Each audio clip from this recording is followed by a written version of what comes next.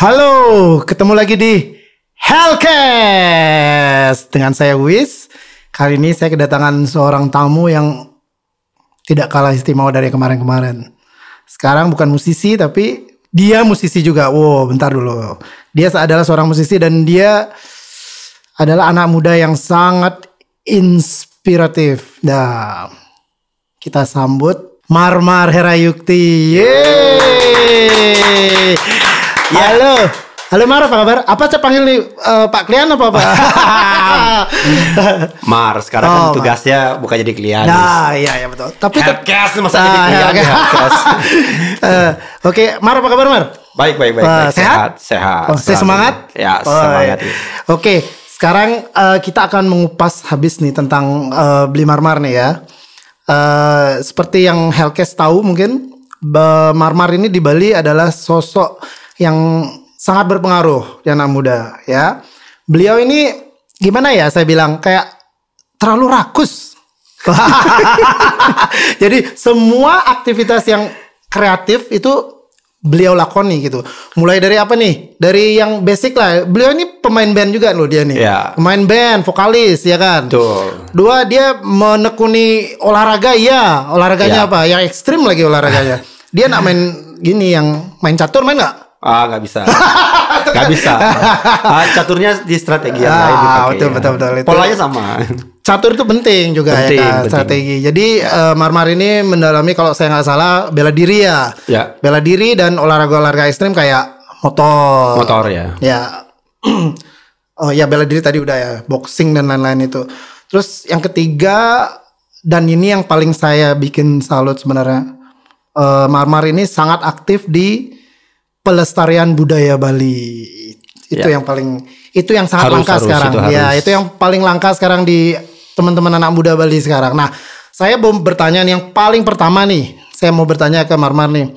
Siapa sih Marmar nih siapa sih sebenarnya Marmar gitu loh, kayak sosok mungkin Marmar nih gimana ya?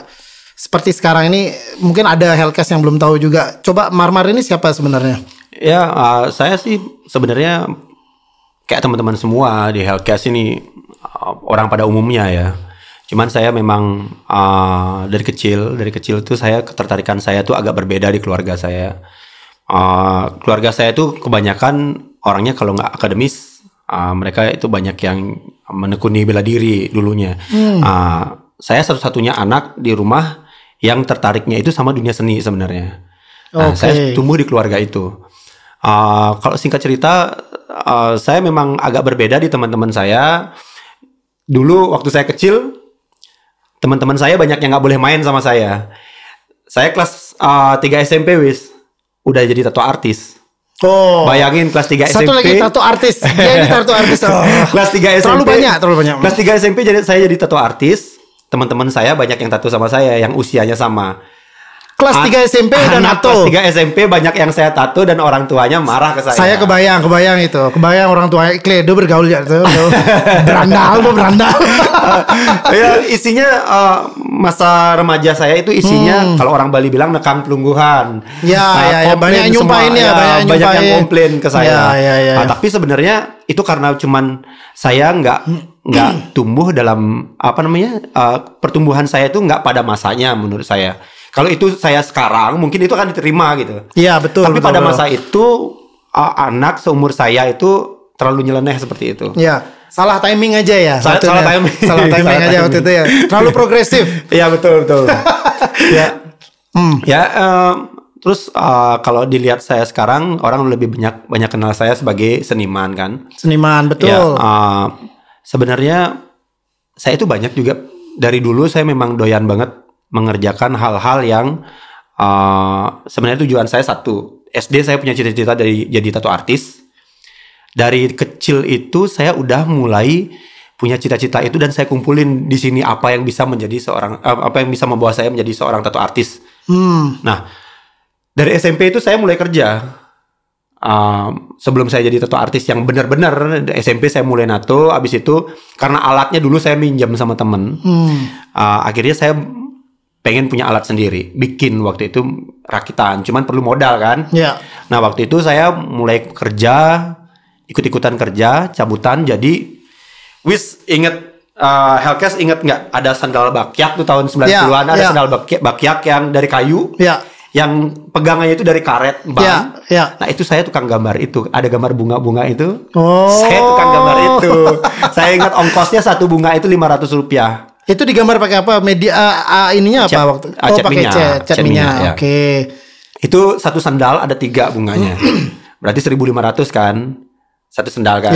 Satu pasang 3.000. Itu saya bawa dari rumah ke tempat saya nyetor itu, satu karung itu pulangnya paling bawa uang 40.000. 40.000 zaman itu tapi udah oke kan? Dulu kalau 40.000 sendiri seru. Ini 40.000 dibagi-bagi. Motor nggak punya. Motor nggak punya. 10.000 buat teman.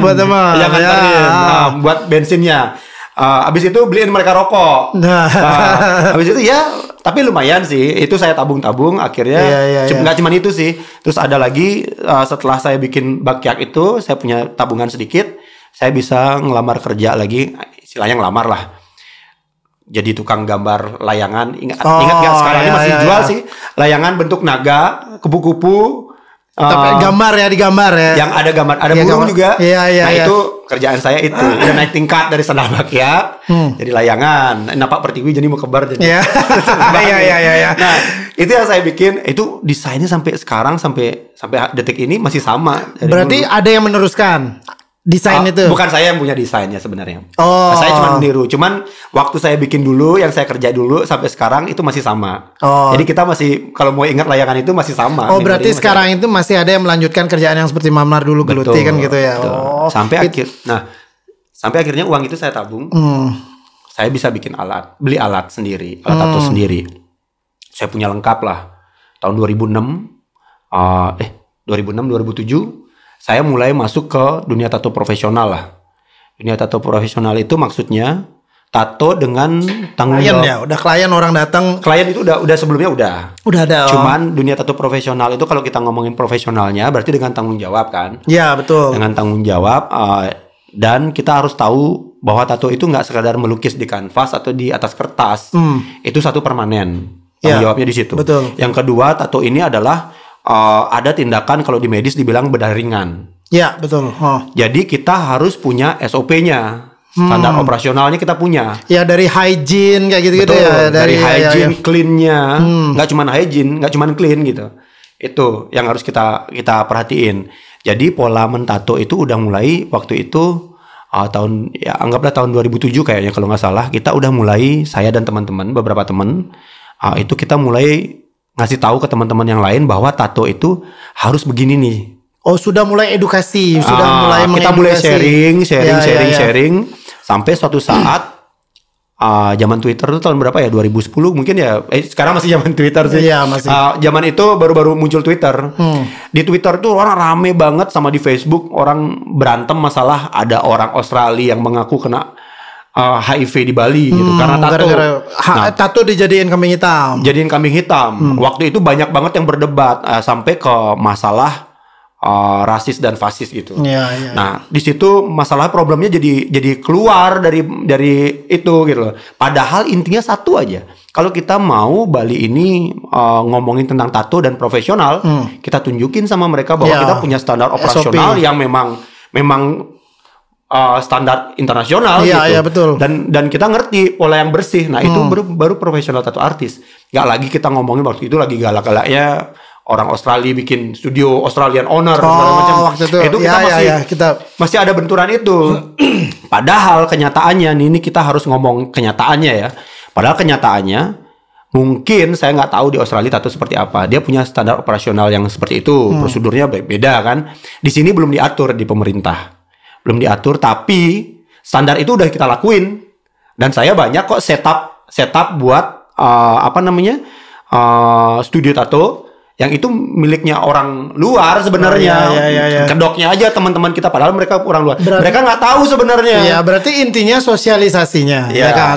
Bahwa sebenarnya kita di Bali ini kita tuh udah ada SOP dan kita nyadarin itu. Cuma waktu itu karena sosialisasinya jadi nggak kedengeran sampai situ gitu lah kurang lebih ya. Nah dari waktu itu mungkin teman-teman di Bali juga tato itu jengah ya, marah gitu karena kayak dianggap tidak mengerti dunia tato profesional gitu, dianggap wah di Bali itu kurang ngerti lah, tato itu kotor dan sebagainya. Mulailah orang-orang menekuni tato plus mengerti tentang standar operasional prosedurnya gitu. Nah, ya kurang lebih begitu perjalanan saya. Berarti yang belum pernah saya omongin ya kurang lebih begitu. Sebenarnya Marmar ini kan sekarang ada studio tato sampai sekarang ya. Masih sampai Ternyata sekarang. Marmar ini sudah lama banget, bukan artis tato, bukan tatois kemarin sore lah gitu ya. Karena merintis emang dari sampai melewati harus sosialisasi SOP dan lain-lain gitu ya. Nah, luar biasa. Terus pokoknya kegiatan Marmar ini padat banget nih. Salah satunya mungkin ya itu tato tadi. Nah, sampai sekarang saya mau nanya nih. Bagaimana mungkin orang seperti Marmar lah istilahnya yang dari kecil mungkin ya punya predikat yang bukan jelek ya, istilahnya predikat. Bilang aja jelek, jangan malu-malu gua. predikat bajing gitu lah. Di antara di lingkungan rumah. Sampai sekarang jadi klien tuh gimana modelnya? Itu kayak bukan enggak masuk akal ya, masuk akal cuma lucu gitu loh. Gimana sih? Dia mau cerkenya di klien ya. Nah, jadi gini, saya tuh dari kecil memang benar, dari kecil tuh saya memang banyak yang ngecap, nakal banget, rambut nggak pernah dibiarin hitam, libur 2 hari aja diwarna kayak gitu. Zaman itu kan aneh kan, orang warna rambut tuh bebajing, tindik sendiri kupingnya, di hidung, mulut gitu kan pada masa itu. Nah, tapi untungnya tahun 90-an itu, ya 97 sampai 99 itu saya kan baru remaja tuh, baru SMA kan, SMA. Nah, kakak-kakak saya di lingkungan Banjar saya itu waktu itu dicap nih di masyarakat itu, dicap bahwa pemuda Banjar saya itu sampai di koran muncul 70% adalah pemakai waktu itu narkotik namanya. Obat bius. Obat bius. Waktu itu terkenalnya narkotika gitu. Jangan boleh bergaul pakai obat bius. Nah, itu. Saya hidup di lingkungan itu. Zaman itu kan Bronx banget kan. Tapi benar pakai apa waktu itu? Lingkungannya ya. Lingkungannya. Tapi lingkungannya itu benar-benar seperti itu. Itu impact dari lingkungan. Ya, jadi itu keluarga Marmar dicap seperti itu gitu. Bukan keluarga saya, tapi anak-anak yang tumbuh di situ begitu. Plus saya ini adalah salah satu anak yang kakak-kakak saya yang terlibat sama dunia narkotik itu. Saya anak yang disayang gitu. Wah nih bajeng nih gitu. Saya tuh disayang banget. Tapi mereka tuh bagusnya gini. Mereka tuh banyak anak-anak yang sebenarnya berprestasi di sekolah. Banyak banget yang pinter-pinter sebenarnya mereka. Tapi mungkin pada saat itu mereka nggak ngerti apa itu narkotika gitu. Kebablasan kena mereka ya. Susah keluarnya. Tapi saya dijagain. Ya kalau bahasa Bali, awas sih sampai ngangguna, cacak gitu. Saya digituin. Jadi nurut tapi digituin. Ya saya takut. Intimidasinya positif itu. Iya, saya diintimidasi begitu kalau sampai saya ketahuan, karena mereka tahu circle-nya. Kalau sampai saya ketahuan terlibat di situ, dihajar gitu. Dihajar sama dia. Nah, lambat laun karena saya didukung sama mereka, kakak-kakak saya, mulai saya jadi ketua pemuda awalnya Iya pasti lingkungan saya. Jadi aneh, anak berandal, katakanlah berandal, jadi ketua pemuda. Setelah jadi ketua pemuda, ternyata saya mampu jadi jembatan antara senior-senior saya tuh orang dengan yang lingsir-lingsir, yang sama anak-anak yang lebih kecil. Sebentar Mar. Menjadi ketua pemuda tuh sebenarnya kan begini, sama kayak kita di kelas ya, sama kan. Itu kurang lebih lingkungannya modelnya sama. Ketika kita nonjol, itu dan orang bisa ngeliat kan kapabilitasnya ada gitu loh. Waktu itu Marmar ngapain kok bisa sampai dipilih jadi ketua muda? Emang dia pasti gini ngancam jangan. Itu waktu itu saya kan ada pemilihan tuh. Ada pemilihan, jadi masing-masing kelompok itu per gang itu ngajuin nama. Kebetulan nama yang keluar itu beberapa nama, salah satunya nama saya. Sama ada teman saya sampai sekarang di Banjar itu, pokoknya saya jadi apa dia pasti jadi gandengan saya. Jadi pas itu kita berdua jadi muncul bersaing gitu untuk jadi ketua pemuda. Saya dan teman saya Jun namanya. Jadi di pemilihan itu saya sama dia cuma beda 1 suara aja. Oh, ketat persaingannya ya. Ketat banget. Beda satu suara, saya jadi ketuanya, dia jadi wakil.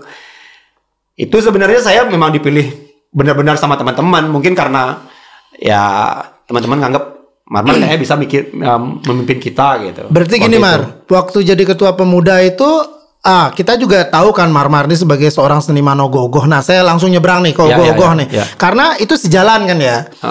Banjar, ketua pemuda apalagi ogoh-ogoh. Itu kayak sinergi gitu loh. Iya, jadi satu. Nah, maksudnya itu gimana Mar waktu itu Marmar salah satu media membuat Marmar menonjol itu adalah karyanya di ogoh-ogoh. Waktu itu udah berkarya ogoh-ogoh belum? Udah terlibat banyak? Udah lah kan pemuda kan harus ya. Udah. Mensing ke Banjar mani pueknya gitu kan gitu. Ya kalau ngomongin ogoh-ogoh, kita ngomongin jadi klien dulu. Akhirnya ya, kan. Nah saya ini nyelip di tengah karena dari situ. Oh iya. Okay. Itu nah gimana duluan ogoh-ogoh aktif duluan, baru klien atau setelah dari klien baru Marmar gini aktif di ogoh-ogoh. Itu ceritanya gimana? Coba. Saya jadi ketua pemuda. Sekaligus jadi arsitek ogoh-ogoh di Banjar saya. Oh, arsitek ya benar-benar ya. Jadi arsitek ogoh-ogohnya. Bentar dulu, Banjarnya apa Mar? Banjar Gemeh. Banjar Gemeh ya, dan pasar. Oke. Ya. Nah, jadi saya waktu itu sekaligus jadi arsitek ogoh-ogohnya. Saya juga biasanya kalau ada bidang kesenian di Banjar kan banyak kegiatan seni itu. Kalau anak muda terlibat berarti ada bidang seninya, umpamanya ada. Betul. Ada odalan di Banjar ya, atau ada gamelan ya. Ya, ada gamelan, saya pasti terlibat dalam tata panggungnya segala macam gitu. Jadi banyak yang kayaknya saya terlibat terus-terusan gitu sama teman-teman saya, dan saya ngeliderin teman-teman gitu. Nah, kalau ogoh-ogoh ini sebenarnya kalau teman-teman yang sekarang itu taunya kan era sosial media, taunya Marmar ini arsitek ogoh-ogoh. Yeah. Padahal kalau kita ngomongin katanya viral-viral itu tahun 2000 itu saya punya idola, tahun 2000 atau sebelumnya itu saya punya idola pembuat ogoh-ogoh di Banjar Kedaton Kesiman sana. Kedaton Kesiman ya. Dulu kita waktu kecil-kecil sengaja lewat di situ loh. Itu ogoh-ogoh yang paling ogoh-ogoh epic ya. Hebat banget pada masa itu. Satu-satunya ogoh-ogoh yang tanpa katik di jetnya itu loh, tanpa pancer itu. Jadi ogoh-ogoh yang berdiri dengan konstruksi di kaki gitu. Oke. Itu namanya Pak Man Matram yang bikin. Jadi Marmar mengidolakan beliau. Mengidolakan banget, pulang dari sekolah boncengan sama temannya sepeda dulu kan. Cuma mau ngeliat itu. Ngeliat itu sampai akhirnya tahun 2000 saya bikin ogoh-ogoh di Banjar. Itu arsiteknya Marmar tahun 2000. Itu pertama kali ogoh-ogohnya apa Mar yang judulnya Kala Sedan Kinambehan, namanya udah panjang banget. Yang saya nggak tahu artinya pada waktu itu. Itu diberi judul sama ada penglingsir di rumah. Oke. Nah, pada saat itu ogoh-ogoh itu viral, Viral. Kalau sekarang sosial media viral. Kalau zaman dulu itu di koran. Di koran betul. Iya, hampir semua koran yang ada media itu masa yang meliput ogoh-ogoh itu yang diliput ogoh-ogoh saya pada masa itu. Hanya berbekal satu foto ada di koran, itu udah membuat orang ke situ. Mau tahu kan ya. Nah, tahun berikutnya tahun 2001 itu saya dipanggil ke Kedaton Kesiman, kehormatan dong. Kenapa dipanggil? Karena ogoh-ogoh saya itu menarik perhatian publik lah ya. Ada di koran, ada di mana-mana. Dipanggil ke sana untuk ngebantu ngecat ogoh-ogohnya Kedaton Kesiman. Wah, suatu kehormatan buat Marmar. Itu kayak sampai sekarang tuh momen itu nggak bisa lupa saya. Saya di sana sama teman-teman saya. Ada Wis juga namanya yang dari Kesiman, ada WD Well Drawing itu, yang kalau di Instagram hits banget pokoknya. Itu artis mural paling hebat lah gitu. Itu ikut juga. Saya bertiga ngecat waktu itu. Masih pakai tangan, Wis, bukan pakai kompresor. Pakai tangan. Pakai tangan. Makanya pakai kuas ya. Kuas dan benar-benar pakai tangan. Satu pakai kuas, satu pakai tangan. Jadi pakai benar-benar tangan telanjang begini. Tangan telanjang. Jadi kita memang pakai tangan waktu itu.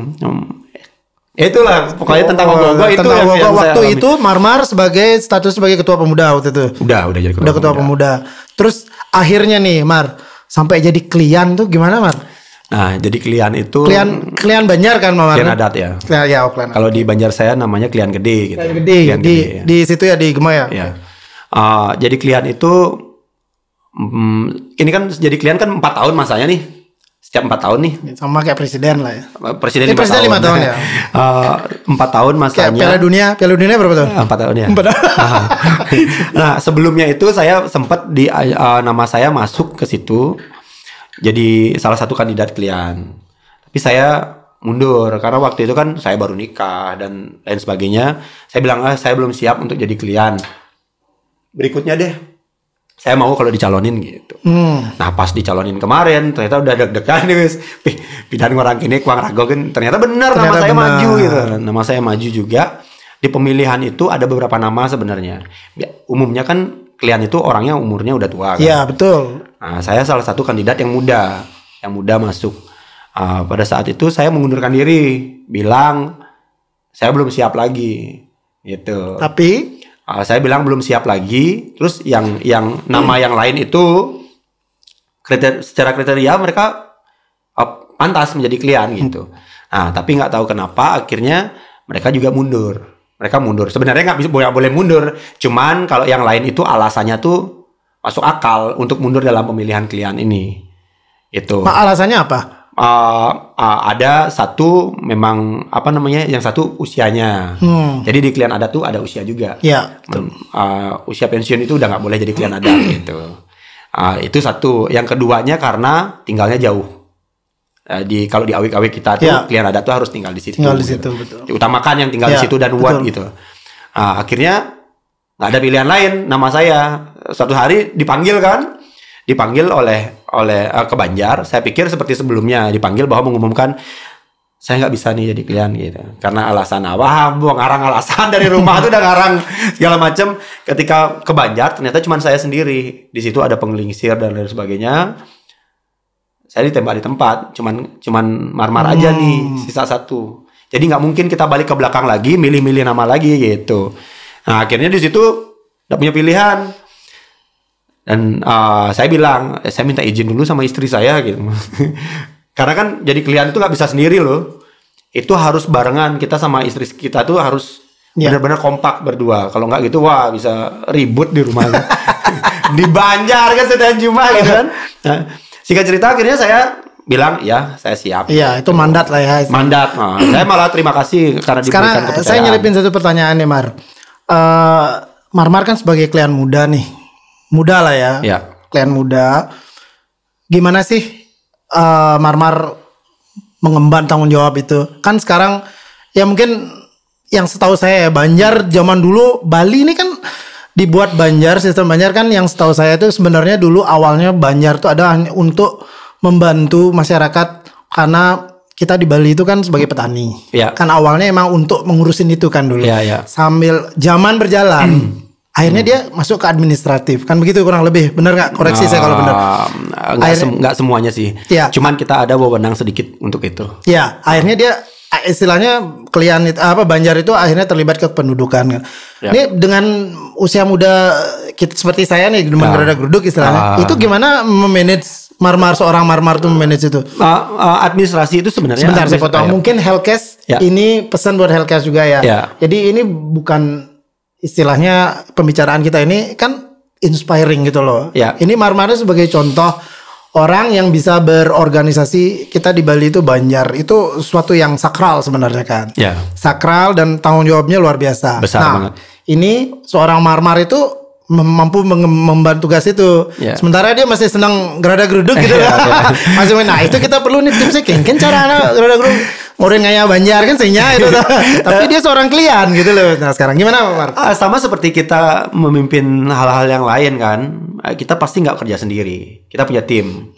Teamwork lah ya. Teamworknya kan ada. Di bawah saya itu, bukan di bawah sih. Sebenarnya pendamping-pendamping saya itu ada banyak. Kalau kita ngomongin masalah kelangsungan Banjar yang meneruskan apa yang ada di dulu, terus kita sambung dengan pola kekinian sebelum kita mengambil keputusan, ada yang kita ajak bertimbang rasa sebenarnya. Itu namanya penggelingsir, orang-orang yang sudah kita tuakan, yang tahu apa keadaan dulu, yang belum sempat kita pelajarin, yang memberi pertimbangan-pertimbangan sama kita gitu. Bahasa kerennya konsultannya, advisor. Abis itu ada prajuru itu orang-orang yang di samping kita. Ada khusus mereka kerjaannya. Kabinetnya. Menteri-menterinya benar. Kabinetnya. Jadi ngurusin apanya segala macam. Itu ada tugas masing-masing. Administrasi ada yang ngurus.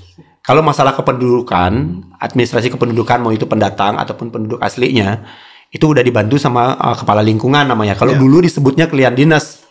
Sekarang nama itu sudah tidak klien dinas lagi.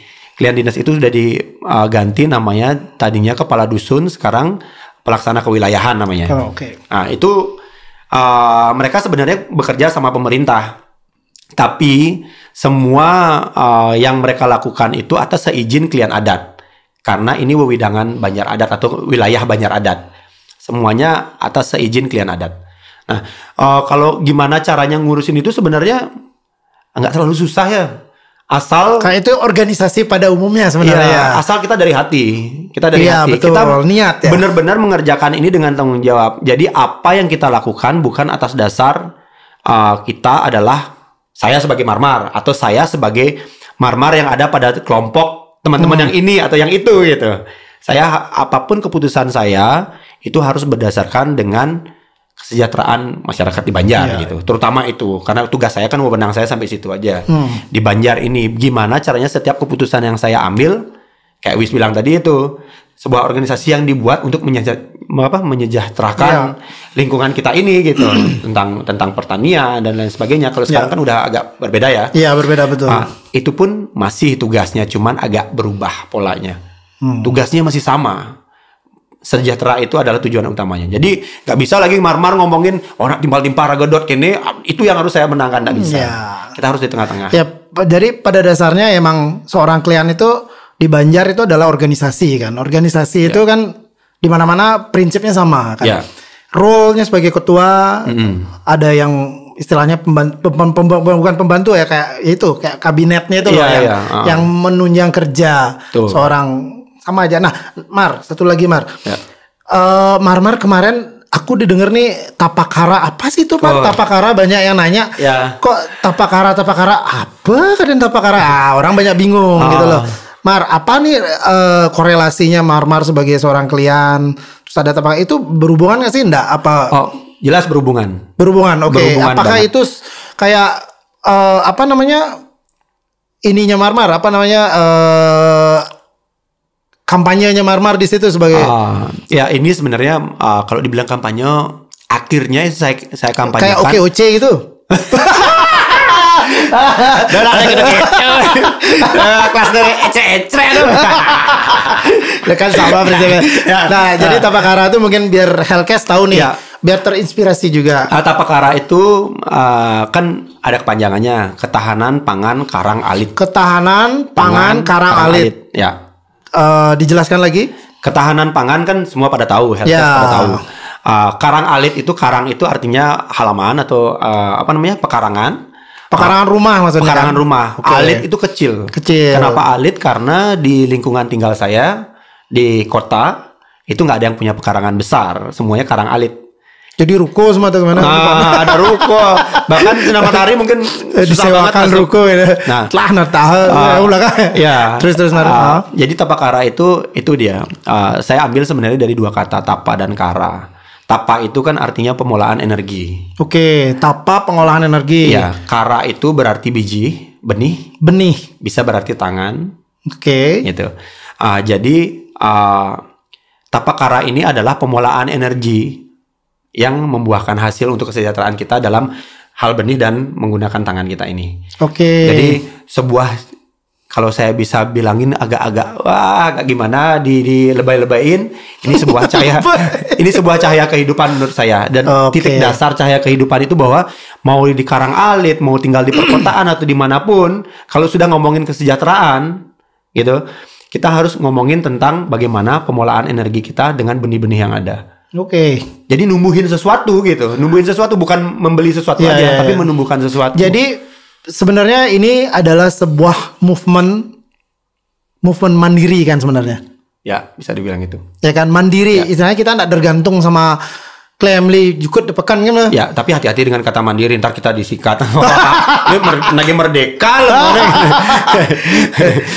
Jadi kalau bahasa buntok merdeka. Kalau mencari korelasinya sebagai klien umpamanya, jelas ada Wis.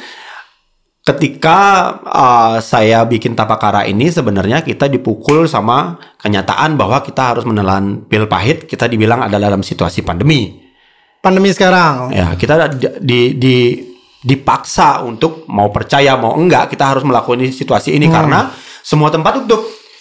Realitanya seperti itu. Itu realitanya. Kita kerja di rumah kan misalnya. Ya kan? Iya, yang paling ngeri itu pada saat itu ini oke lah orang bilang ini saya lebay atau gimana, tapi saya pemimpin di Banjar saya. Dan saya harus memutuskan sesuatu. Menurut saya sesuatu akan terjadi, mau chaos, mau apa itu, paling pertama adalah lapar. Perut paling pertama. Ketika perut kita lapar, itu bahaya banget. Saya nggak mau dong lingkungan saya jadi ikut-ikutan, pamannya terjadi chaos, amit-amit ya. Ya mungkin yang paling gamblang, kalau perut lapar, kriminal meningkat. Pasti. Karena waktu itu di Jakarta udah diomongin nih, pada saat Jakarta lockdown, orang-orang harus dibiayai oleh pemerintah Jakarta sendiri. Ya nggak? Pemerintah pasti nggak mampu membiayai orang Jakarta yang sekian banyaknya. Dan mereka banyakkan penduduk dari luar Jakarta. Mau kan mendata gitu. aja masih susah. Kan? Kalau ditutup, mau nggak mau masa orang yang pendatang nggak dibiayai oleh ini apa namanya Jakarta kan waktu itu kan. Nah akhirnya pada saat itu yang lebih mengerikan lagi, napi-napi dikeluarin. Ingat nggak? Kita flashback sedikit. Napi-napi dikeluarin. Apa tujuannya ngeluarin napi? Ya kan, mereka tempatnya paling aman di dalam sebenarnya. Habis itu mereka dikeluarin. Setelah di luar, mereka kan nggak tahu mau ngapain. Orang yang kita yang biasa-biasa aja bisa dicurigai oleh banyak orang gitu kan. Ya, walaupun sebenarnya enggak. Apalagi mereka-mereka yang sudah dicap sebagai napi. Dicap gitu. sebagai napi, ya, pendidikannya udah jelek lah istilahnya, kasihan. Di masyarakat itu pasti mereka ditempatkan pada situasi yang sulit gitu. Ketika mereka dilepas bukannya tambah senang dalam situasi pada saat itu, mereka malah bingung mau kemana mereka. Mau pulang kampung, ya orang yang tinggal di kota aja nggak boleh pulang kampung waktu itu, ingat nggak? Nah itu kan ngeri. Kalau itu terjadi dan kita nggak tahu, pasar udah mulai barang-barang dagangan tuh pasar udah mulai ditutup, dibatasi segala macam. Orang udah nggak kerja, uang nggak ada. Itu ngeri banget kalau sampai kita nggak punya makanan sendiri.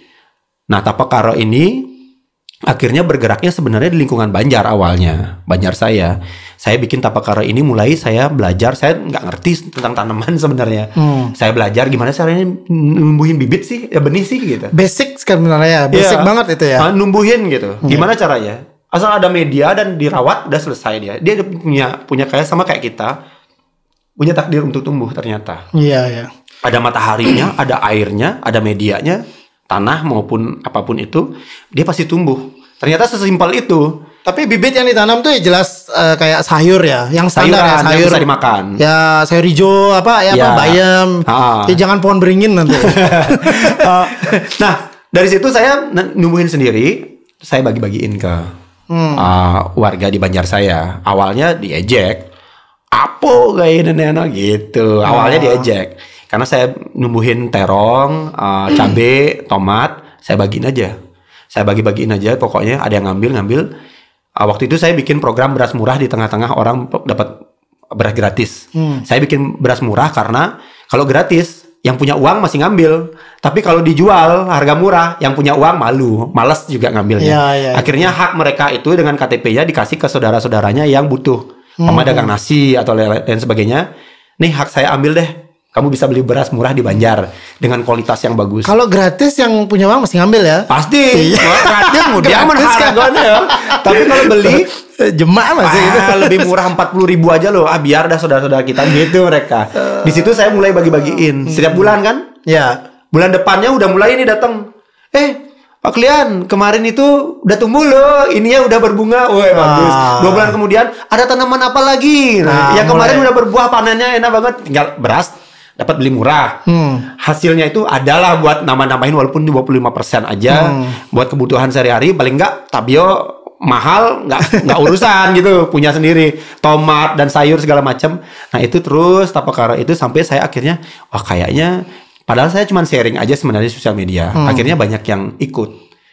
Teman-teman banyak yang ikut sampai teman-teman saya yang ada di Flores. Mereka juga mulai nanam, mulai bilang bahwa tanaman mereka itu Tapakara gitu.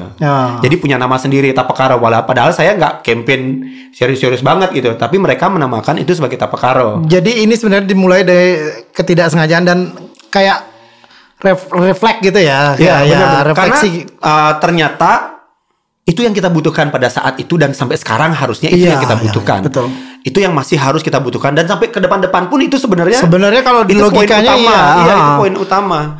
Nah, itu yang menyebabkan Tapekara itu kelihatan besar banget. Padahal mereka punya cara masing-masing. Cuman menamakan itu sebagai Tapekara juga gitu. Iya. Jadi punya satu nama jadi Tapekara Itu jadi movement loh sekarang yang keren itu movement. Padahal sebenarnya cuma nanam sayur biasa aja kan. Iya, polanya sederhana banget gitu.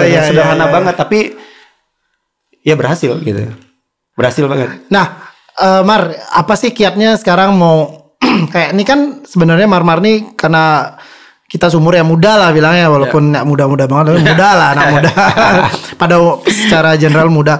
Gimana sih caranya biar salah satu gerakan yang tadi atau semua aktivitas kreativitas Mar tuh anak muda tuh sekarang di Bali gimana sih caranya biar stimulit itu gerakan Mar tadi itu biar mereka terpengaruh itu gimana sih?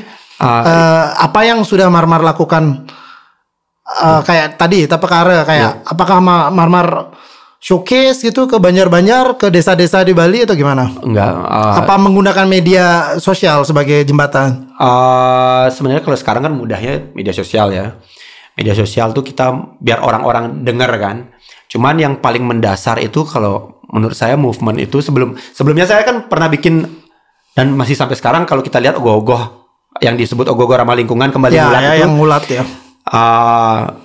Saya pertama kali saya nggak berani bilang kalau itu pertama kali saya yang berpikir tentang itu gitu loh. Bahwa styrofoam itu berbahaya untuk diogoh-ogoh gitu. Ya emang kan sebenarnya. Itu memang faktanya begitu. Tapi yang pertama kali berani bicara itu dan berani mewujudkan kita harus tinggalkan styrofoam dengan solusi gitu umpamanya. Nah, itu saya dan teman-teman saya gitu.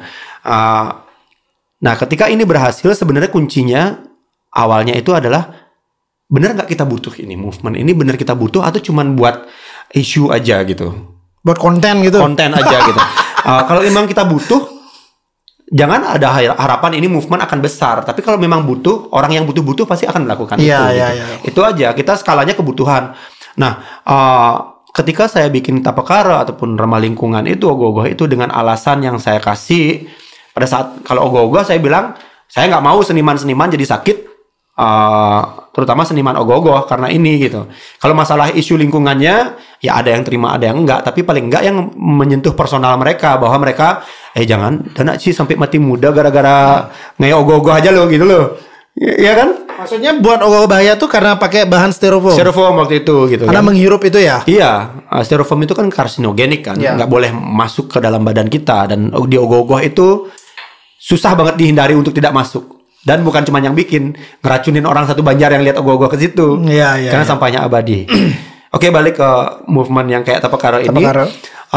Sebenarnya ya saya simpel aja. Orang-orang semua kok butuh menanam sekarang ini. Ekonominya sulit. Mau belanja, yang punya uang belanja juga sulit. Jadi kalau nanam itu satu, mereka butuh hiburan. Menanam itu ada hiburan yang luar biasa. Coba deh kalau nggak percaya, Hellcast bisa coba. Kalau nggak percaya, coba menumbuhkan sesuatu di rumah kita. Habis itu kebutuhannya punya bingin kebutuhannya memang terpenuhi gitu. Apa 25%-nya terpenuhi. Ya mungkin itu membantu, paling enggak kebanggaan tersendiri ya. Ya. Di halaman Degen gedang rente ada tanaman Nah, istilahnya kan kayak sayur kayak mungkin kayak hidroponik juga salah satu. Ya. Itu mungkin salah satu media untuk jadi kebanggaan sendiri ya Maria untuk kayak kita bisa ngambil makanan dari halaman sendiri itu kayak suatu yang emang luar biasa. Iya. Jadi makannya pun sayang ngunyahnya enak jadinya gitu. Kalau kita ngomongin jauhnya lagi nih, kalau ke personalnya jauhnya lagi, kita tahu makanan yang kita makan kualitasnya seperti betul. Apa. Kita kan, yang nyiram, kita yang karena menurut saya dan teori kesehatan pun bilang kalau otaknya sudah sehat, fisiknya sudah sehat, otomatis cara pikirnya sehat. Ya nggak? Betul. Itu memang teori kesehatan.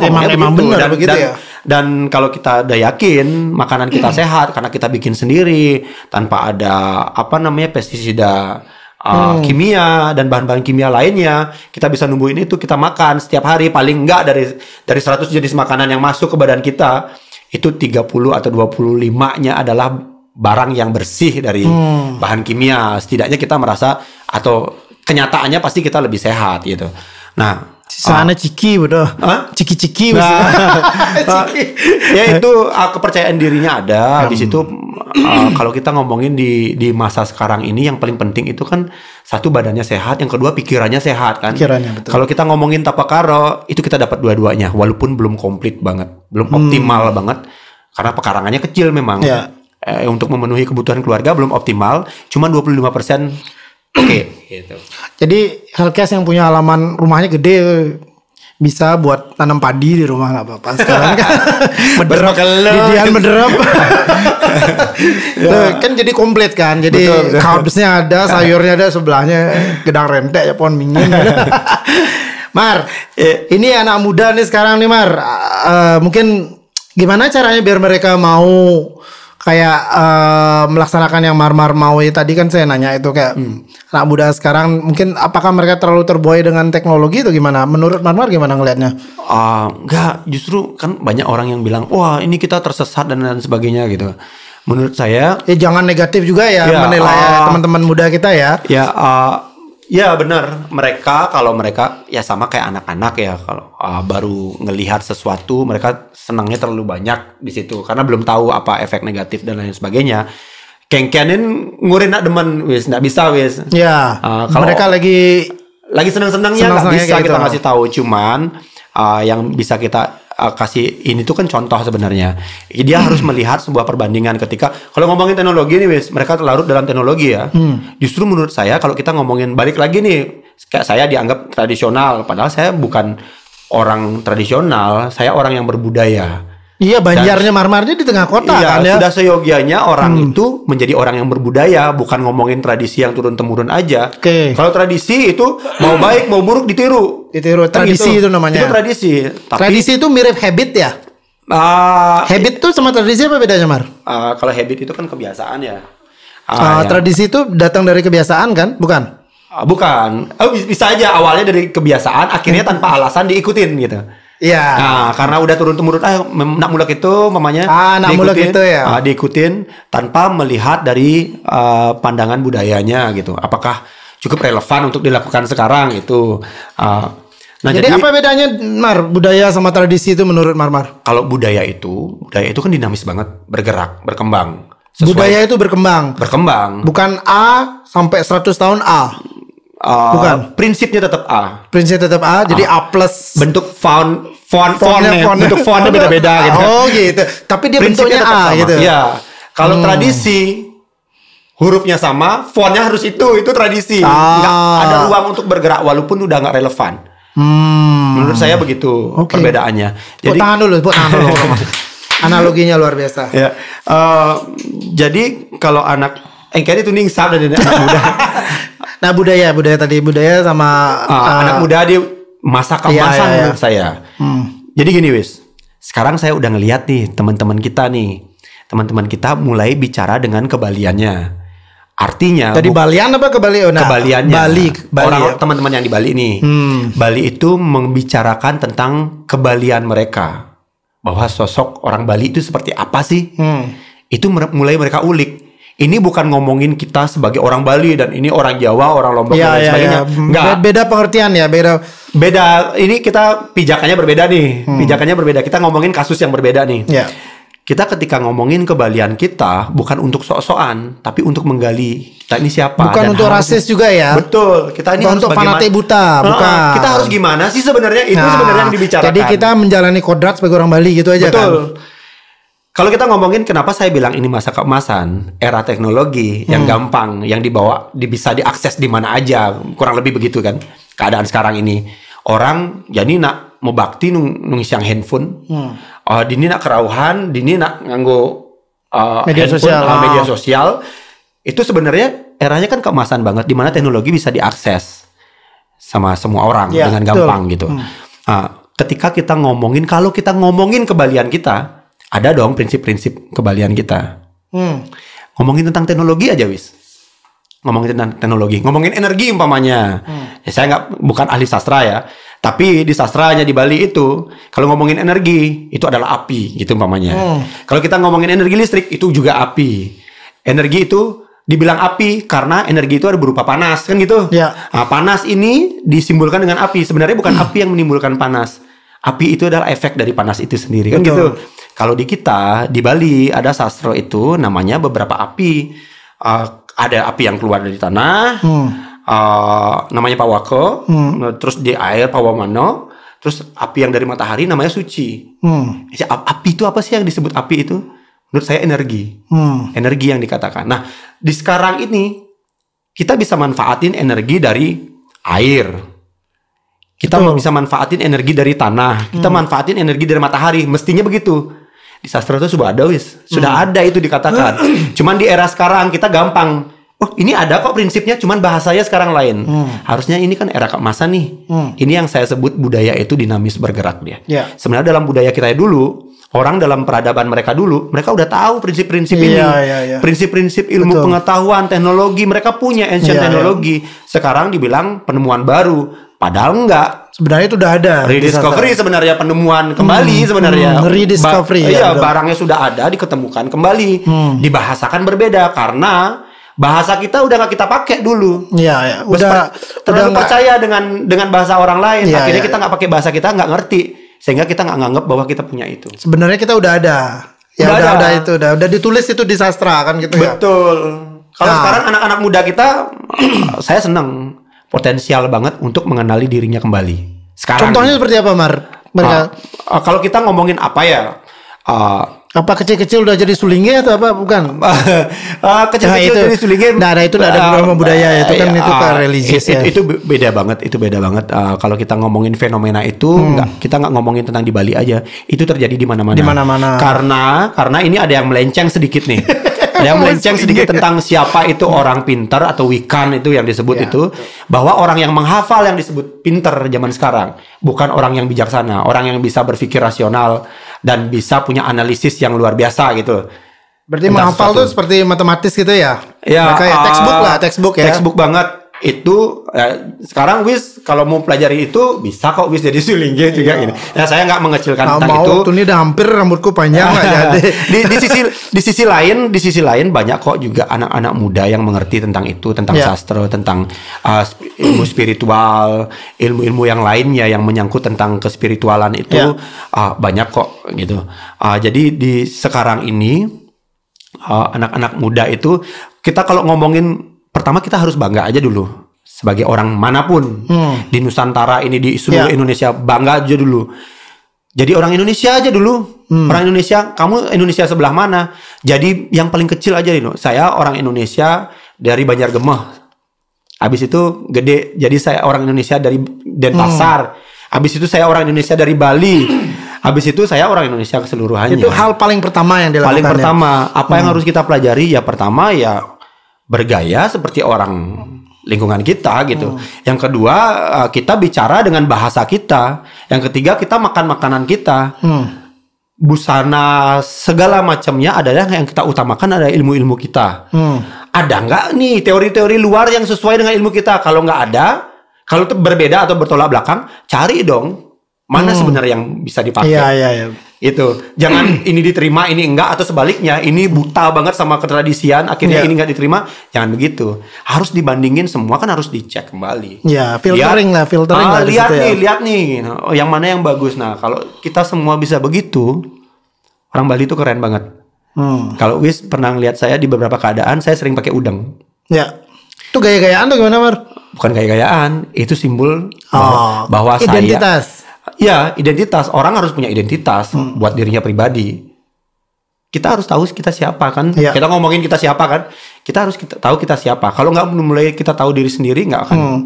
Tapi kan tetap, Mar, identitas itu kita pakai ke occasion yang tepat kan juga kan. Betul. Kalau ngomongin udang nih, Wis. Mereka pasti mana menglangi ya Pak, pakai udang udang ini digunakan kalau dulu. Ini adalah simbol ketika kita menghadapi sebuah menghadiri sebuah resmi keadaan resmi gitu. Umpamanya sekarang sebenarnya kayak gini nih, kalau saya pakai udang tuh masih oke sebenarnya. Masih oke kita. Karena kita ngomongin hal udang saya lagi dicuci kemarin. Santai dan serius gitu loh. Udang ini kan sebenarnya pribadi banget. Kalau sekarang udangnya semua. Kemarin saya baca tulisannya Sugilanus itu keren banget tentang udang, pas banget. Beliau anak muda juga, menurut saya masih muda juga. Beliau banyak sekali membaca lontar dan menerjemahkan secara kekinian gitu.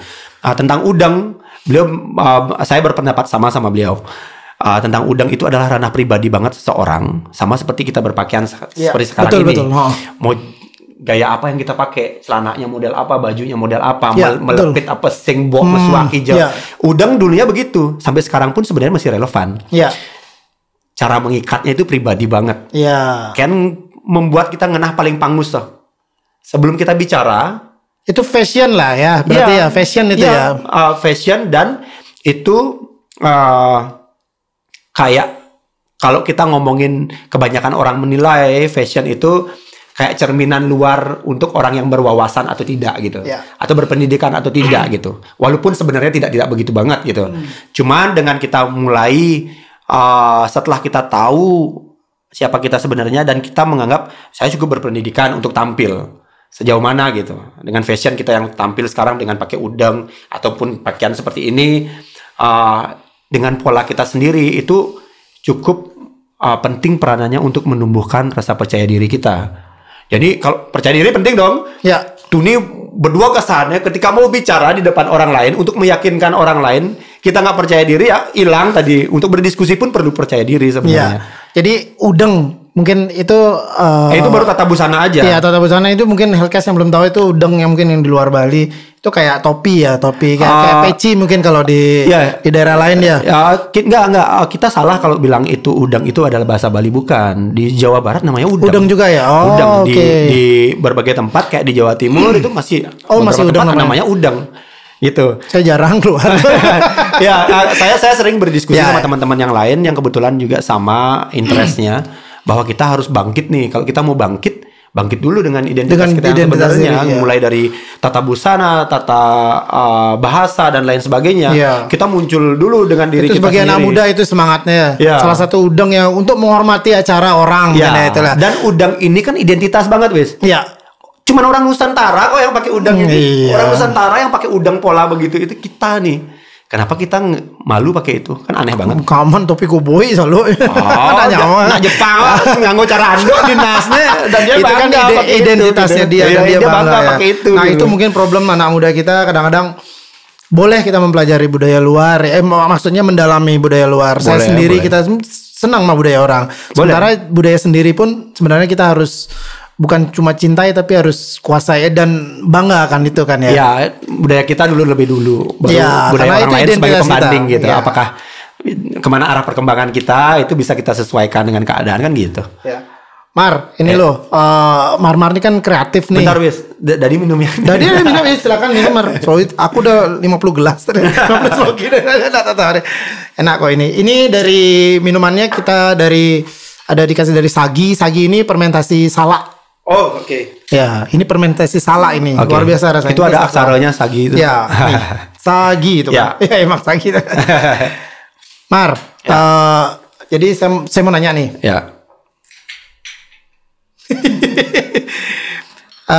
Apa namanya tadi tentang budaya anak-anak muda nih.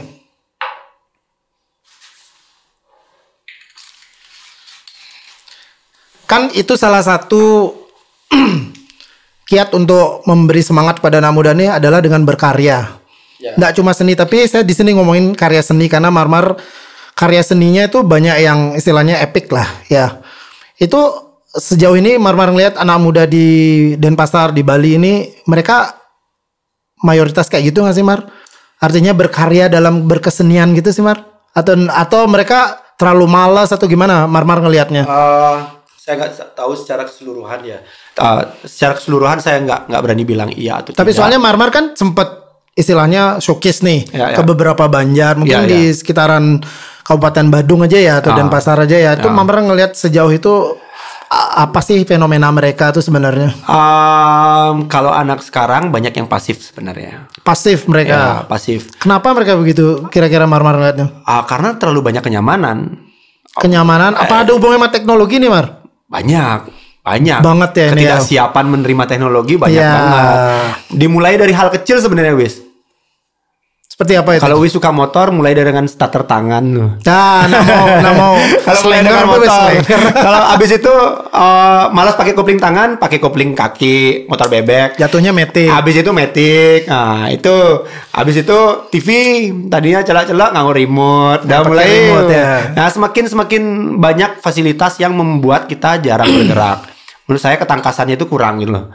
Akhirnya mereka jadi pasif. Balik lagi seperti saya bilang tadi, kalau badannya nggak sehat, mikirnya juga nggak bisa sehat. Kalau kesehatan badannya nggak dibikin kuat, pikirannya nggak bisa kuat. Nggak mungkin orang makan mau ke dapur aja malas, mencuci piring aja nggak mau, terus disuruh berpikir berat-berat nggak akan mau. Ya nggak? Iya betul. Pasti begitu. Malah kamu jalan kamu, aduh Jono. Gimana bisa manjusnya mandinya malas. Ya, ini sebenarnya ini yang terjadi sebenarnya. Ini yang terjadi, anak-anak banyak yang terbuai dengan teknologi dan kemudahan itu, fasilitasnya terlalu aman banget gitu. Banyak yang pasif, tapi berita baiknya adalah sebanyak saya datang ke beberapa tempat, saya sering diundang sama anak-anak muda mau ngomongin tentang tapekara, ngomongin tentang ogoh-ogoh. Ngomongin tentang pergerakan mereka, ngomongin tentang bagaimana mereka untuk memajukan desanya. Saya banyak datang ke desa-desa, ke Bangli, ke Karangasem, ke ke Beleleng. Saya diundang ke sana untuk ngobrol sama mereka. Acaranya nggak resmi-resmi. Kita diskusi biasa-biasa aja. Kita diskusi ngobrol-ngobrol. Sharing lah ya. Ya, apa yang kita alami di sini, apa yang mereka alami di situ, sehingga kita bisa diskusi dan ketemu. Ya, banyak yang masih ini banget bersemangat banget gitu untuk memajukan sesuatu di tengah-tengah melempemnya kerupuk ini gitu. Mereka tuh masih bersemangat. Itu bagus menurut saya. Jadi kan yang harus kita bangun itu cuman sekarang polanya agak rubah dikit. Orang harus gerak nih. Geraknya dalam artian gerak yang sebenarnya gerak yang bergerak, fisiknya harus bergerak. Nah gitu. itu bergerak itu kan mereka susah nih kayak anak muda ini sendiri inisiatif lah. Problem kan saya pun dulu kita pernah masa kecil tuh inisiatif tuh emang PR gitu loh. Yeah. Sekarang apa nih? Gimana kira-kira biar mereka tuh terdorong gitu loh? Apakah harus ada triggernya? Apakah ada yang mendorong di belakang? Mungkin salah satunya aktif di Banjar kali ya. Mungkin itu salah satu media ya. Ya untuk yang memang aktif, otomatis dia aktif di Banjar. Pasti kalau ada Banjar di karena lingkungan. udah ada media wadah istilahnya. Kalau enggak paling ada organisasi di kampung-kampung mereka gitu kan. Tapi untuk yang enggak, yang kebanyakan pamannya main sosial media terus diarahkan nggak benar gitu, nggak benar dalam artian yang justru membuat mereka lebih melempem lagi gitu kan. Di situ kita bisa bikin pola sebenarnya, kita bisa bersatu satu sama lain teman-teman yang memang interestnya sama untuk membangun sesuatu di negeri kita ini. Kita satu sama lain saling mendukung gerakan-gerakan mereka yang dibuat pribadi-pribadi itu yang sebenarnya diikuti oleh para followernya mereka. Kita saling mengingatkan kalau ada yang agak melenceng sedikit nih, kayaknya dampaknya kan begini, kita diskusiin di belakang. Habis itu mereka terangin di publik. Jadi follower mereka itu meniru kan. Banyak dari mereka yang mantengin sosial media itu meniru. Yang biasanya. Pastinya positif kan ya maksudnya. Ya. Gerakan positif kan ya. Ya. Kalau kita bilang positif negatif, apapun itu, pokoknya kita menuju ke arah yang lebih baik dan balance menurut saya. Ke arah yang balance. Itu yang harus kita lakukan, menciptakan sebuah tren yang ada untungnya buat kita gitu. Untungan bukan dalam segi finansial aja, tapi untung yang sebenarnya itu adalah untung bagi kehidupan kita gitu. Kita kan ribet banget nih, mau ngurusin tentang sampah, mau ngurusin tentang ketentraman, tapi mikirnya buat finansial aja. Kalau udah kaya, kayaknya nggak kesulitan tentang ekonomi. Ternyata kalau udah kaya juga ribet juga gitu loh. Urusan yang lain yang ini karena ketimpangannya, umpamanya nggak merata, ketimpangan sosial umpamanya. Ada urusan yang lain. Kalau sudah sejahtera, yang namanya sejahtera itu kan merata. Knowledge-nya merata. Ya kan gitu kan? Fasilitas yang diterima merata. Orang-orang bisa berpikiran atau berdiskusi dengan situasi yang sama. Nggak ada yang lebih pintar atau apa. Mereka berdiskusi duduk sama rata. Otomatis lingkungan yang tentram itu kan tercipta sendiri. Betul. Lingkungan yang tentram dalam artian tentram yang sebenarnya. Tidak harus ideal kan? Harus ideal, harus seimbang. Iya. Menurut saya dari tren itu pun bisa dilakukan selain dengan datang berdiskusi dari tren itu, yang lainnya yang tinggal meniru ya kita kasih hantam aja dari tren itu sebenarnya. Jadi kesimpulannya buatlah gerakan, mungkin kalau yang aktif di Banjar itu udah istilahnya kalian Hellcast itu yang kalau udah di Banjar atau di organisasi di tempat tinggalnya yang terdekat itu udah kayak tinggal sudah beruntung harusnya kan. Iya. Tinggal di follow up istilahnya apa, diperdalam dan emang diaktifkan di situ. Nah, kalau yang udah bergerak sendiri, buatlah gerakan yang positif. Kalau saya bisa simpulkan yang inspiring kan gitu ya. Yang ada untungnya buat orang banyak. Ya, inspiring buat orang bisa niru dan nirunya yang bagus gitu loh. Dan Banjar itu sekolah loh, guys. Banjar itu sekolah gimana artinya itu? Banjar itu sekolah. Persis seperti sekolah biasanya. Kita belajar banyak di sana kan. Bukan cuman belajar untuk memimpin ataupun dipimpin gitu kan. Tapi di sana kita belajar mental juga. Ketika kita menjadi anak-anak atau anak muda, diperintah oleh yang gede, disuruh begini, disuruh begitu, ada senioritas. Terus ada bulian di situ. Anak sekarang baru dibully, baru dijauhkan, kabar di sekolah kan. Kalau kita di Banjar lalung gitu ya, dilimpah celana untung ke jalanan, harus nutupin celah gitu. Nutupin celah, harus nyebrang ambil celananya gitu. Ada temen nakal ya gimana? Itu terjadi di Banjar itu terjadi di Banjar. Anak sekarang nggak ngalamin itu. Itu yang buat mental kita kuat. Mau kita ditaruh di bawah atau ditaruh di atas, mental kita udah kuat gitu. Di situ kita punya pendidikan tentang bagaimana solidaritas. Ini teman saya, dia kemampuannya sekian.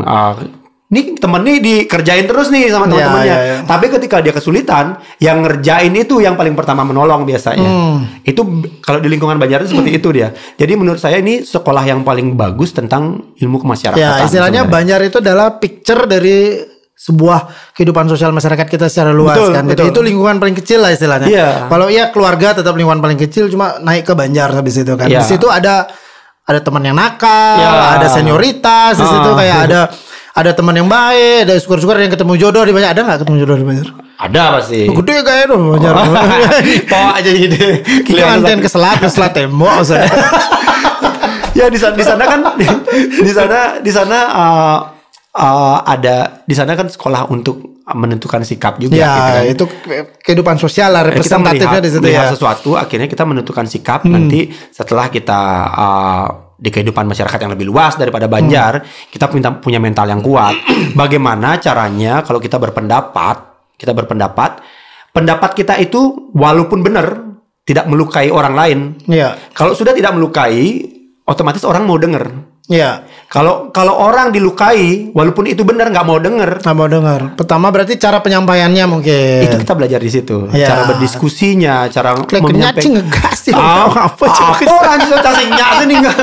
Tapi kalau kita tahu polanya, bicara dengan orang satu dan orang yang lainnya itu beda. Di Banjar nih contohnya nih. Karena karakter berbeda mereka. Bicara sama yang A sama yang B, kalau sama yang A, cik ini santai kita. Sama yang B, apa orang cik? Segitu bisa mukul gitu. Berbeda. Di situ kita juga belajar bagaimana caranya dari tempat yang paling pertama lah kita ketemu itu sama teman-teman lingkungan kecil. Ngomong sama ini beda caranya dengan ngomong sama yang itu. Makanya saya bilang itu sekolah. Betul. Di Banjar sekolah ayang ajan tuh. Ayang ajan di situ kita makan sama-sama. Gembleng mental di situ ya.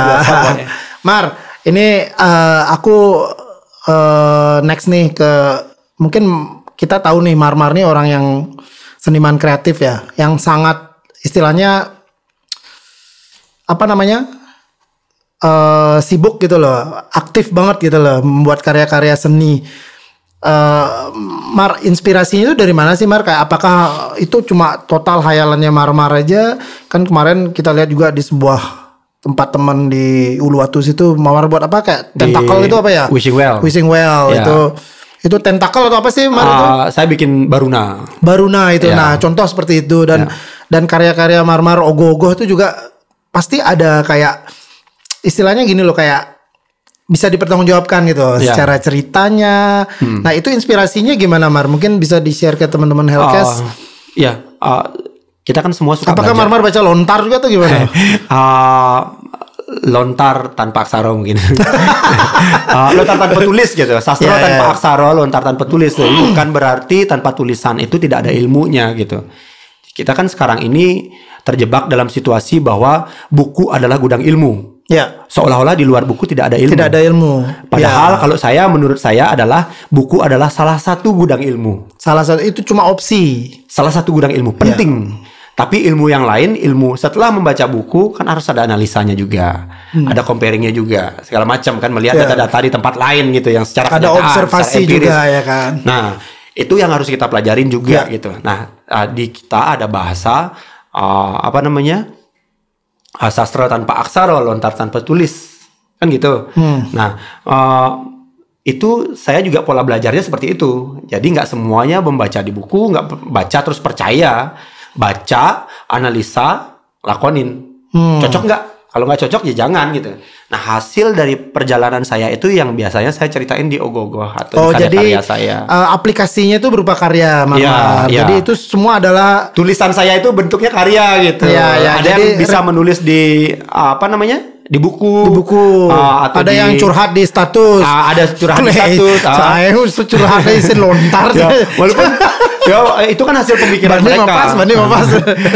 Pemikiran mereka kan, hasil dari studi mereka masing-masing. Iya, betul. Kalau saya bentuknya dalam karya kebanyakan. Dalam karya. Jadi itu aplikasi dari referensi yang Marmar dapatkan. Ya. Dari apakah itu bentuknya lontar baca atau non tulis gitu ya. Meraba, mendengar, merasakan. Jadi apa yang bisa Marmar sampaikan ke Hellcast, menyerap referensi sebanyak-banyaknya atau gimana?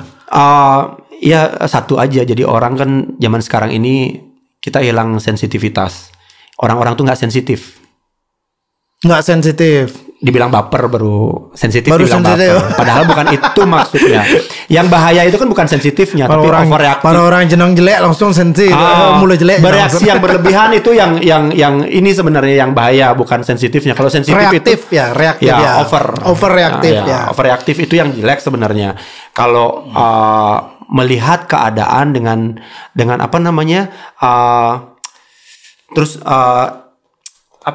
gini kita respon kita itu seporsinya itu yang baik sebenarnya. Tapi jangan sampai tidak melihat. Itu artinya tidak sensitif, tidak bisa melihat, tidak bisa mendengar.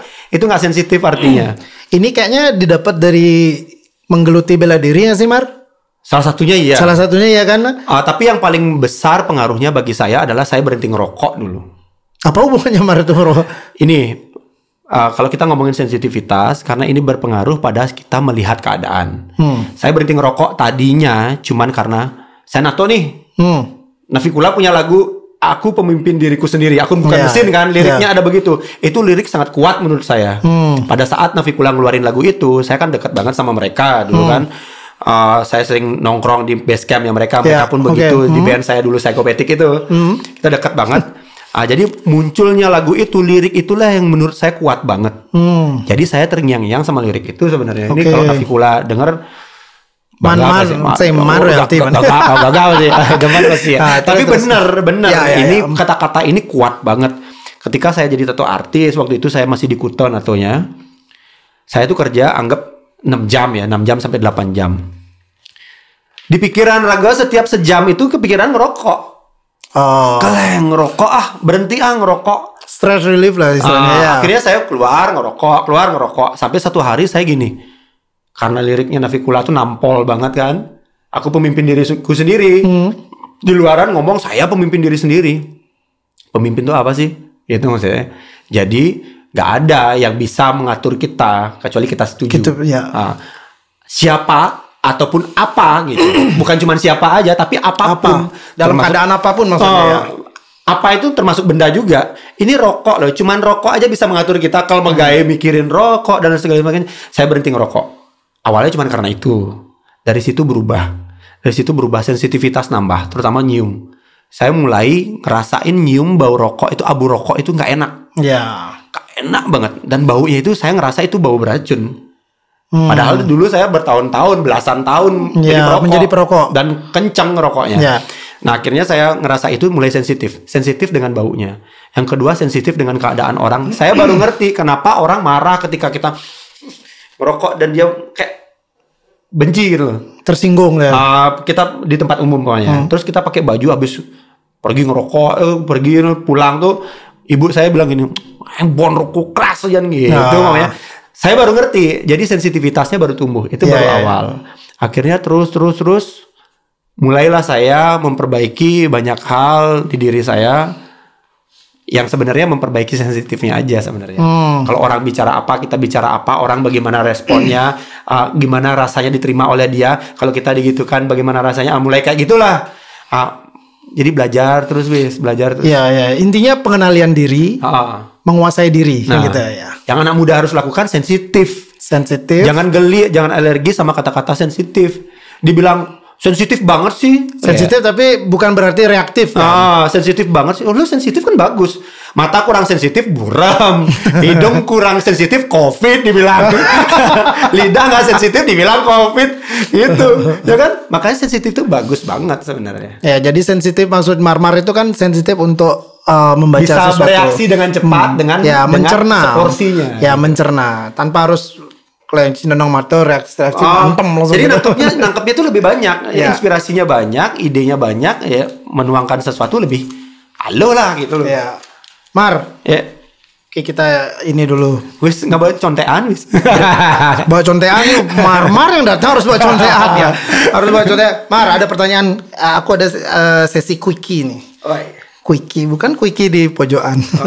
Jadi quickie-nya kita di sini aja, Mar. Jadi aku nanya nih, Marmar jawab cepat. Apa tujuannya ini sesi quickie? Kita nanti Hellcast juga bisa menilai Marmar itu ketika ada, bukan pressure sih, pressure-nya gak seberapa. Cuma dalam pertanyaan cepat tuh Marmar seperti apa sih solving problemnya itu kayak apa? Oke. Marmar jawab cepet ya, siap-siap ya. Yuk. Ini sesi quickie. Dung. Jawab cepat ya, Mar. Pertama, hitam atau putih, Mar? Putih. Berjalan atau berlari, Mar? Berjalan. Mobil atau motor? Motor. Sayur atau buah, Mar? Sayur. Bayam atau kangkung, Mar? Kangkung. Mar, gangso atau ceng-ceng? Gangso. Gangso. Klebot tuh lo. Oke, next, Nan. Mar, rindek apa gendar? Gendar. Wih, nak mati. Sorry, saya komenin ya. Mar, sekarang Mar lebih deep nih. Mar milih mengalah apa debat, Mar? Debat. Mar milih menyerang apa bertahan? Bertahan. Luar biasa, bertahan. Saya nggak expect dia jawab bertahan loh. Wih, ini ciri-ciri seorang pemimpin. Penting tuh. Iya. Bertahan. Apa, nah, Mar, yang terakhir nih pertanyaan saya, bertahan atau menyerang? Kenapa Marmar milih bertahan? Ketika Marmar diserang nih, apa Marmar nggak nyerang balik? Bertahan itu bukan nerima serangan. Ya. Bertahan itu mempertahankan diri. Umpamanya Wis sadar nih, Wis tegak nih. Saya fight sama Wis. Saya serang Wis mati-matian. Wis bertahan, bukan berarti Wis diam menunggu serangan saya terus nangkis-nangkis. Itu nangkis namanya ngeblok. Kalau bertahan harus tetap berdiri. Dipukul tidak kena. Kalau sudah tahu tidak tahan dengan pukulannya yang keras itu, enggak deh bahen ya. Secepat mungkin dia harus roboh sehingga dia tidak bisa mukul kita lagi. Itu bertahan. Luar biasa, luar biasa. Saya dapat itu di bela diri, Wis. Kita ada pelajarannya di pojok, di pojok ini. Jadi gini, Mar, saya bertanya ini bukan karena asal nyeplok ya. Saya tahu kan siapa yang saya tanyain. Saya pengen Marmar sharing gitu, share ke Hellcast bahwa itu nggak harus selalu menyerang kan gitu ya. Ketika kita diserang kita ada sesi bertahan kan gitu. Betul. Mar, terakhir sekali nih, Mar. Ini bukan quickie, Mar. Udah selesai quickie. Oke. Bopuas cang. Kenapa? Ntar dulu. Tadi Wis bilang apa namanya? Gendar. Rinde apa gendar? Rinde apa gendar? Kenapa mengidentikan sama orang mati? Gendar ya kan biasa di ini. Ada untuk gimana? Kenapa Mamar milih gendar? Dibahas aku iki. Gendar sesi tadi enak. Bagus. Enggak, soalnya kalau rinde itu saya identik dengan makan loh. Kalau rinde memunya makan lobby hotel. Kalau saya ada sana upah gendar di lobby hotel. Kalau gendar itu deep soalnya, lebih deep. Gendar itu lebih sakral. Deep saya juga setuju. Karena kan kita ngomongin frekuensinya yang dihasilkan itu deep banget dalam. Iya, betul. Jantungnya ke dalam banget. Gendar itu pada occasion tertentu aja. Ini sengaja nggak asal saya nanya Marmar ini. Gitu. Itu semua ada reasonnya kenapa milih gendar itu, berarti emang nggak milih, berarti saya ke lobby hotel berarti. Saya makan ajak ke restoran seafood. Mar, terakhir nih, Mar, pertanyaan bukan pertanyaan di sesi ini ya, sebelum saya tutup bentar lagi. Mar, jika Marmar harus diberi kesempatan untuk membuat sebuah karya yang epic nih, dikasih dana macam-macam dan didukung dan emang Marmar dibebani sebuah tanggung jawab. Mar, kamu buat sebuah karya epik yang represent, yang bisa inspiring gitu. Apa yang Marmar buat? Satu kalimat aja Mar. Apa nih judulnya atau apa nih? Karya apa yang Marmar, entah itu Gogo apa Marmar mau buat karya apa mau buat Jukung apa ya kayak gitu-gitu. Yang jelas saya lebih ke ingin membuat karya yang adalah bisa dinikmatin sama orang yang sampai masa depan. Artinya dari bahan saya akan pilih bahan yang tahan usia. Oke. Yang kedua, isi dari karya saya itu harus bisa dipelajari oleh saya sekarang, orang nanti, dan orang yang sudah melihat itu sebagai cerminan apa yang sudah dilalui sama mereka. Artinya gini, saya ingin membuat sebuah karya yang semua orang ingin berdiskusi dengan karya itu. Maksudnya memancing orang untuk membuka sebuah diskusi. Jadi nggak karya yang benar atau salah. Karya yang memancing orang untuk mendiskusikan karya itu. Jadi di situ orang akan muncul pemikirannya. Ya, tapi harus tahan usia. Tahan usia berarti everlasting itulah ya. Betul. Mar, kira-kira imajinasinya yang setelah aku bilang tadi, misalnya Marmar dikasih dana nih. Ya. Misalnya ada dana dari pemerintah atau apapun itu ya, swasta membuat dikasih lahan dan lain. Apa yang kira-kira konkret nih Marmar membuat? Aku pengen tahu aja nih imajinasi Marmar selama ini yang apakah Marmar akan membuat sebuah pulau? Enggak, yang jelas prasasti. Prasasti luar ya. Prasasti. Lontar tanpa tulis tetap. Lontar tanpa tulis. Prasasti mau dibuat loh, kayak komet jatuh itu ya. Apapun itu, biar orang bicara nantinya suatu saat mungkin udah nggak kenal nama Marmar yang membuat. Nah, tapi ini menceritakan sesuatu begini gitu. Orang akan menggali. Orang kuliah aja harus mempelajari karya saya, itu luar biasa kan. Iya. Umpamanya gitu. Harus dibuat karya ilmiah karya Marmar. Bayangkan orang zaman dulu ngegambar sampi di gua. Itu dipelajarin. Dipelajarin sama orang arkeolog zaman sekarang gitu kan. Karena itu nilai ancientnya ya. Ya. Apa yang dituliskan di sana adalah bagian dari sejarah. Oke Mar, 2 pertanyaan terakhir nih. Satu, yang pertama, sebelum saya nanya yang terakhir, yang ini agak sensitif, Mar, tertarik ke dunia politik nggak sih Mar? Apakah nanti Marmarnya akan jangan negatif nih? Ya. Politik itu dalam artian kan kadang-kadang orang yang benar-benar niat berpolitik untuk mengungkapkan ambisi, bukan ambisi ya, kayak pemikirannya dia itu kan salah satu kendaraannya politik nih. Ya. Apakah Marmar ke situ atau enggak? Idealis, saya enggak berpolitik. Politik yang mana? Yang aktif maksudnya? Politik aktif. Enggak, saya enggak tertarik di dunia itu. Kalau saya tertarik, saya punya kesempatan banyak sebenarnya sebelum-sebelumnya. Saya enggak tertarik di dunia itu karena saya seorang seniman. Kekuatan saya ada pada karya saya. Orang politik kalau dia maju, saya bisa kontrol dia gitu loh, dengan karya-karya saya. Jadi Tonggo Strago kan lebih spesial sebenarnya. Tapi berpolitik aktif itu sebenarnya kita butuh. Tapi bukan saya. Bukan saya. Ada tapi orang-orang. Bukan Marmar. Itu bukan Marmar. Saya melihat banyak kok teman-teman kita yang potensial untuk ada di situ.